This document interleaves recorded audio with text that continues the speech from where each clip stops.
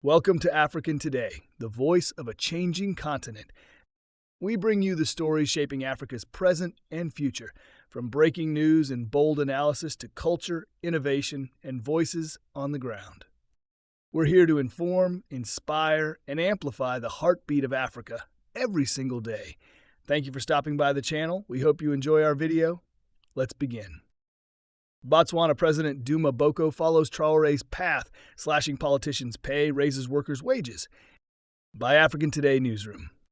In a bold and unexpected move that has sent ripples across Africa's political landscape, the Republic of Botswana has announced a sweeping set of economic reforms aimed at rebalancing income disparities and revitalizing public trust. Echoing the radical yet popular policies of Burkina Faso's transitional leader, Captain Ibrahim Traoré, Botswana's government has enacted legislation to slash the salaries and privileges of its political elite, while simultaneously increasing wages for civil servants and low-income workers. The reforms, signed into law earlier this week by President Mokgweetsi Masisi, represent one of the most progressive redistributions of public funds in the nation's post-independence history.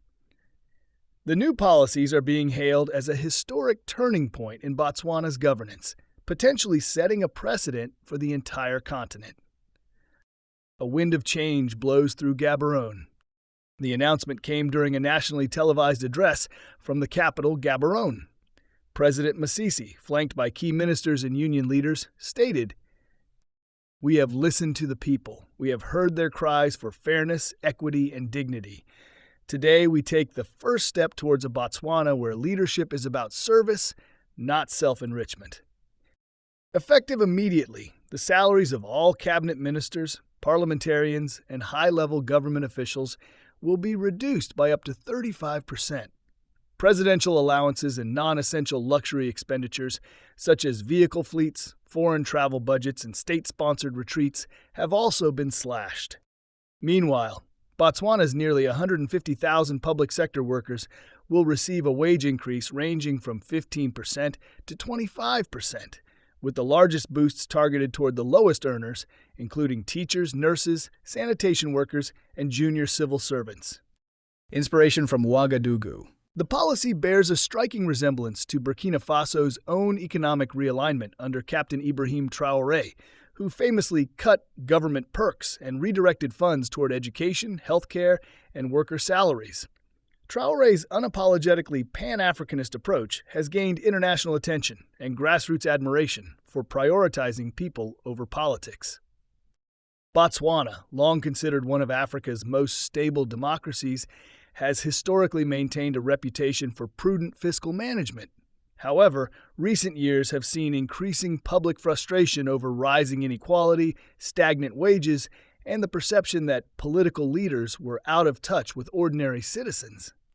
Political analysts suggest that Botswana's leaders may be embracing Traoré-style reform not only to address economic concerns, but to counter growing disillusionment with democratic institutions. "This is more than just a pay cut," says Dr. Rafilwe Mufo, a political economist at the University of Botswana. "It's a symbolic and material shift. Botswana is saying, we see what's happening across Africa.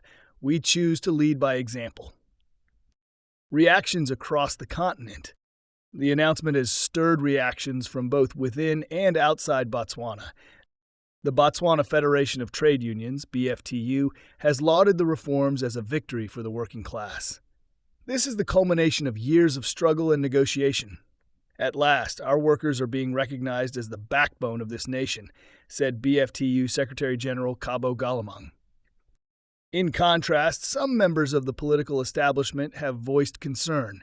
Opposition leaders in parliament have called for a review of the cuts, claiming they could disincentivize public service. However, early polling suggests overwhelming public support. Over 80% of citizens approve of the measures, according to a survey by the Botswana Center for Democracy. Elsewhere in Africa, governments are watching with cautious interest. Leaders in Namibia, Zambia, and Kenya have reportedly instructed their finance ministries to assess the feasibility of similar wage rebalancing initiatives. A continental awakening? Botswana's pivot may be part of a broader African awakening, Across the continent, a new wave of leadership, both civilian and military, has been challenging traditional hierarchies and demanding more accountability from elites. While critics warn that such populist measures could risk economic instability or investor flight, proponents argue that long-term national unity and sustainable development depend on a more just and inclusive economic system. Captain Traoré himself weighed in on Botswana's decision via social media, posting a message in French and English that read, "To our brothers and sisters in Botswana, your courage is your strength. Africa rises when our people come first. Solidarity." What comes next? President Masisi's administration has outlined a roadmap for the reforms. Phase 2, expected to roll out later this year, will include funding increases for rural development, youth employment programs, and education infrastructure.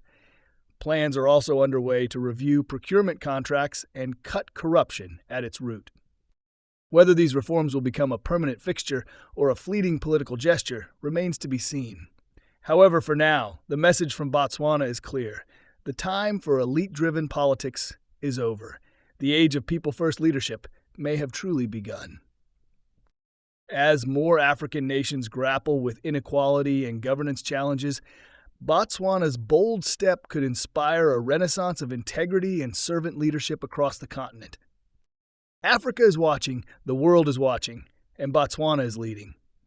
Thank you for watching. I hope you enjoyed it. Please like and subscribe to help grow the channel. Until next time, see you soon.